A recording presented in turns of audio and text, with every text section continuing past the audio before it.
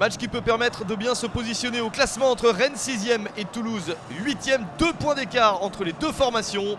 Des Toulousains qui ont un petit peu chuté au classement ces derniers temps. Une victoire sur les 6 derniers matchs et sur 4 matchs sans succès.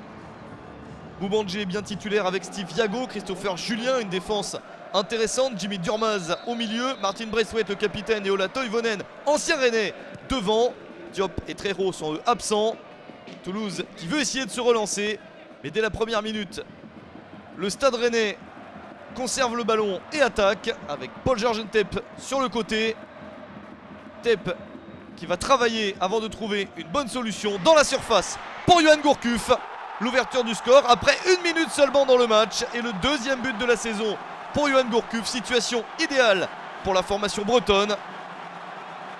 Même si Mecher, Chantôme, Saïd et Grosicki sont blessés, les titulaires font un bon travail. Ntep et Gourcuff notamment sur l'action. Giovanni Sio, Persic et Hunou sont également là dans le match. Réaction toulousaine, les ballons captés avec grande difficulté par Benoît Costil. Mais les actions toulousaines sont trop brouillonnes. Celle de Rennes un petit peu plus tranchante. Ballon sur le poteau à la suite de ce corner.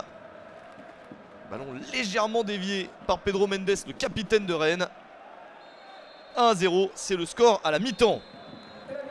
Rennes est tout de même la 3e meilleure équipe du championnat à domicile. 5 victoires, 2 nuls et aucune défaite devant son public.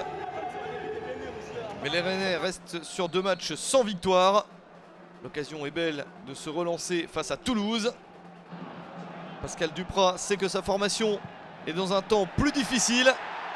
Et il va falloir essayer d'égaliser, mais avant cela, ne pas encaisser le deuxième. Et Paul-Georges Ntep n'en est pas loin sur cette frappe croisée. Alban Lafont réussit à sauver la situation. C'est chaud pour le TFC, moins joueur qu'à l'accoutumée. Rennes en profite bien, même s'il n'y a pas de deuxième but de l'équipe bretonne.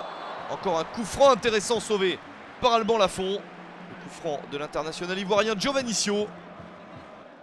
Le temps tourne et c'est toujours Rennes qui a les meilleures opportunités. Ntep pour le coup franc, la reprise de Joris Gnagnon et la barre transversale pour sauver Toulouse.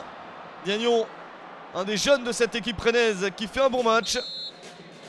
Toulouse a une possibilité d'égaliser sur ce coup de pied arrêté. La reprise de la tête et la parade de Benoît Costil. Voici enfin une chance pour le TFC.